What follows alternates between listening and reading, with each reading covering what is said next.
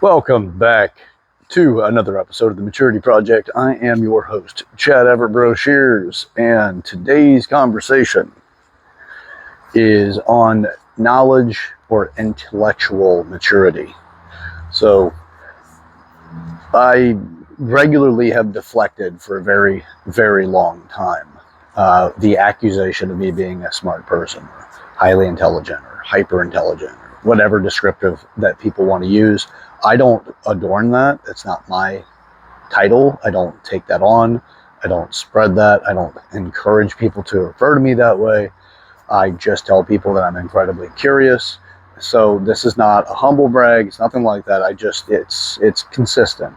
Where I hear this, and I have a problem with allowing or accepting people hold or give me that title, just because I don't want people thinking that I'm special in a way that they can't develop themselves. For me, anything that people would identify that trait in me is just that it's my curiosity. I love learning. It's one of my passions. I really do enjoy understanding things at a very mechanical level, if you will. Like really break things down to the mechanics of the way people think.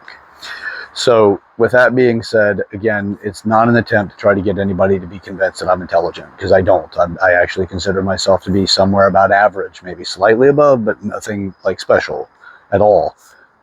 And that's nothing as a slight against anybody at all. I just really love learning. And I encourage other people to do the same. I also, one of the reasons has to be a fairly selfish reason.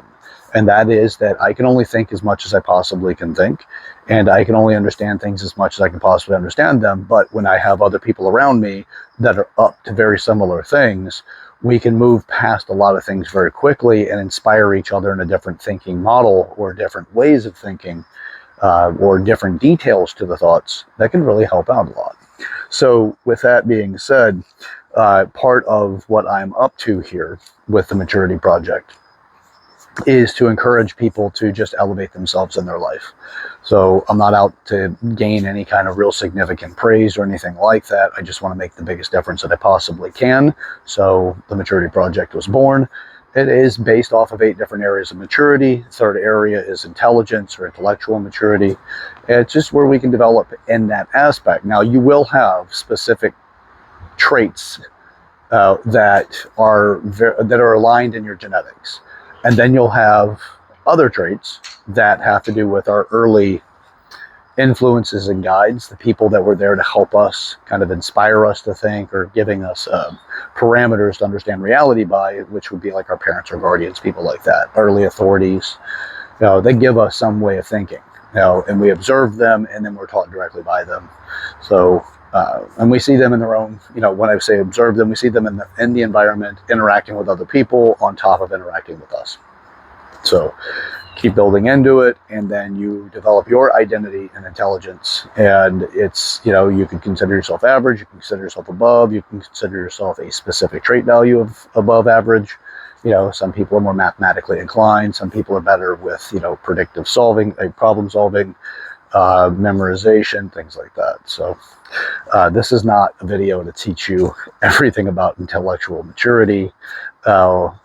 It's not what this is about. It's more of, okay, let's take pieces of things that you can do to help create something else for you.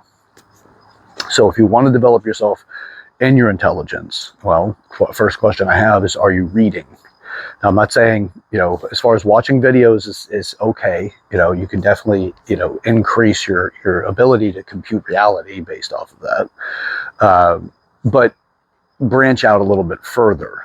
When you read, you actually are going to activate different portions of your brain that stimulates different values that add to a structure of understanding things that video, unfortunately, doesn't give as much access to and has limitations in.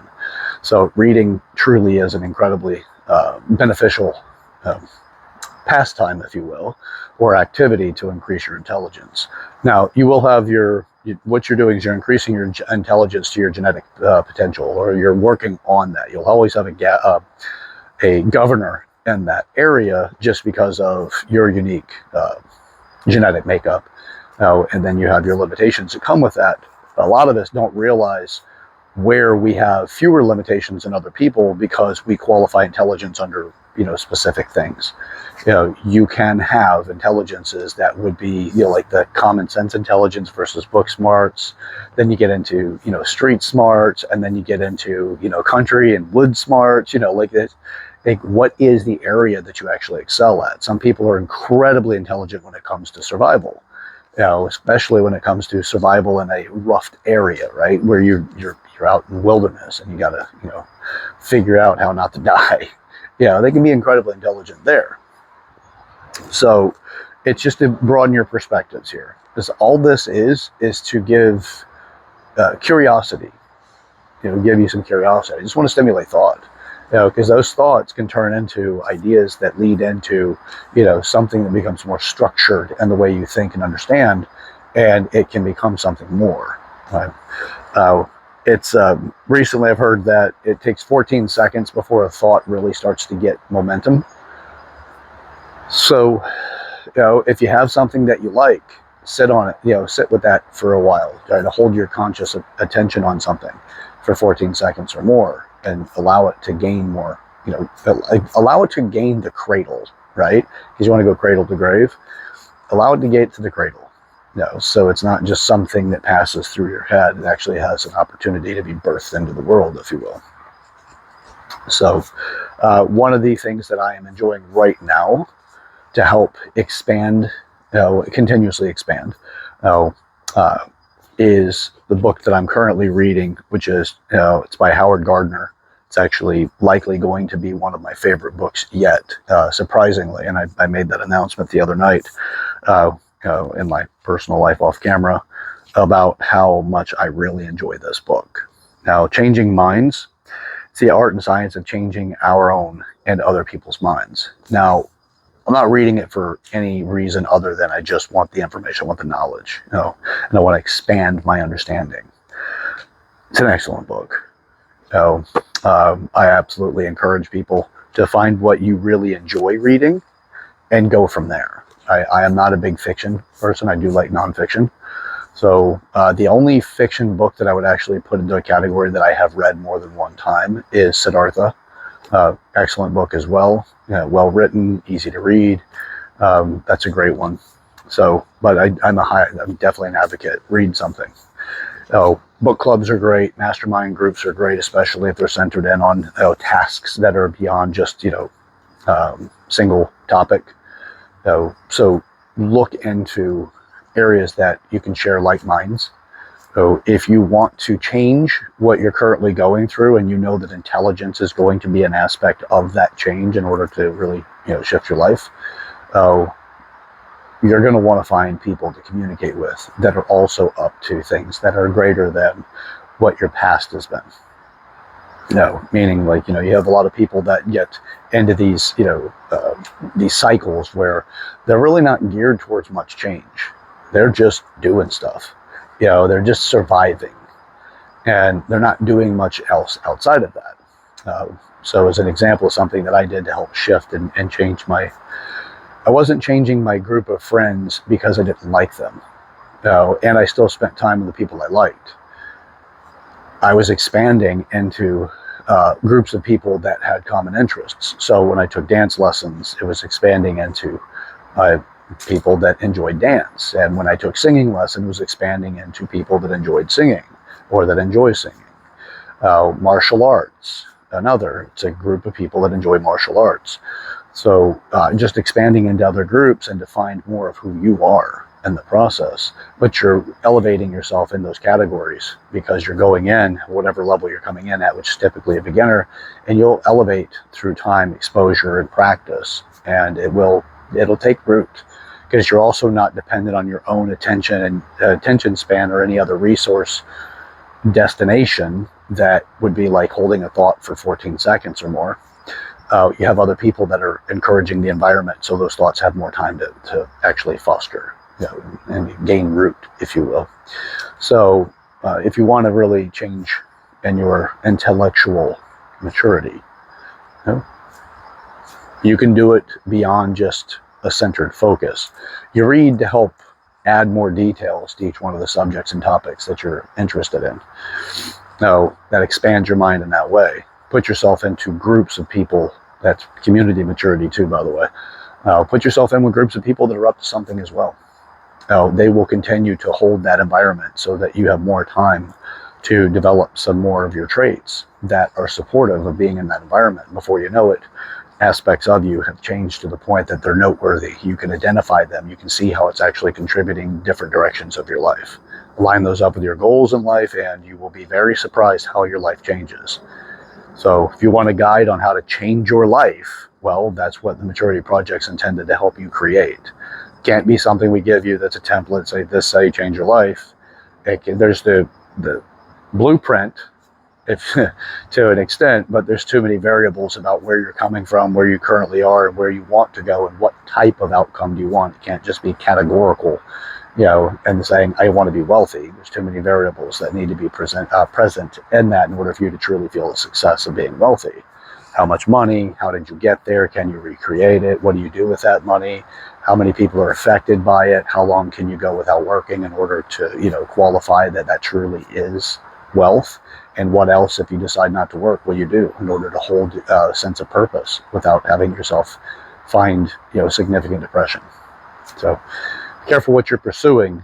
And the goal is to help you understand that in a way that you don't cause yourself more heartache and grief than what you really have to go through to learn the lesson. So, all right. Well, that's it for today. Share this video with the person in your life that you want to have a conversation with that makes a meaningful change. Really is meaningful to you. If there's a topic that you would like for me to discuss, or you have a topic that you would like to discuss with me, you can comment in the comment section, or you can send me an email at yourmaturityproject@gmail.com. This is a growing channel. There's a lot of things that we're still getting through as far as like our own personal growth. And I say ours because there are several people involved in this now. We're working behind the scenes to come up with the best content and the best outcomes for the people that are viewers and subscribers to this. We have courses available already. Some are in beta, some are past the beta testing. So if you're interested in more about what courses we offer, we do have a relationship course that is completed and is ready to help you have a powerful relationship, and one that you say goes the way you want it to go. Physical, obviously, we have nutrition, exercise programs, things that help with positive movements towards your health and away from lack of health or disease. But there are no cures, nothing like that. It's just lifestyle. What do you do? How do you make these better decisions so that you can get the outcome you're looking for? So we have a lot of things there. Send me an email if you have a question about a specific type of course, or if we are offering certain things, or you have curiosities about it. We may build it for you. It all depends on exactly what the question is. So the email is yourmaturityproject@gmail.com. That is YOUR maturityproject@gmail.com. So don't forget to subscribe to the channel if you get any value out of it. Hit the like notification. As you know, everybody says this on YouTube. We say it for a very specific reason. It does help us when it comes to content creation. It helps us also understand when we start studying our algorithm of what has been engaging and what hasn't. I want to stay as true to the core of this as possible so that I don't veer off too much because I'm chasing the likes. I want to understand what your guys' experience is in a way that we can continue to stay on the right path and get the right kind of things for you. So with that, thank you for watching. Again, comment. That's it. There's a community out there. They are reading the comments. They are paying attention to them. And if not, I am getting engaged. Well, it's not an if not, they are. And I get engagement offline. And just getting them to comment is not as easy for whatever the reasons are. Often it's just they're in too much of a rush or they're listening in the background. So some of the videos are a bit long. Play them in the background. Listen to them while you're doing other things. Start your day off in a ritual. If you don't have a ritual to start your day, you're starting your day for somebody else in their way. You're just surviving. Make a ritual of your mornings. Get your day started the right way.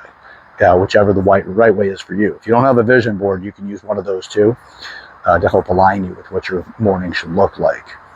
Watch these videos. Listen to them in the background, whatever it is, to help prime you. It's just my goal is to get you to think. It gets you to think about what you want, and then you can put action into that. We will have actionable steps as well as this continues to grow. So with that, thank you for watching. The path to hell is paved with good intentions. Let's not go there.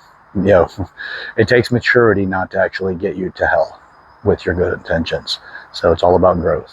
We grow through what we go through. Yesterday's mistakes, therefore tomorrow's success.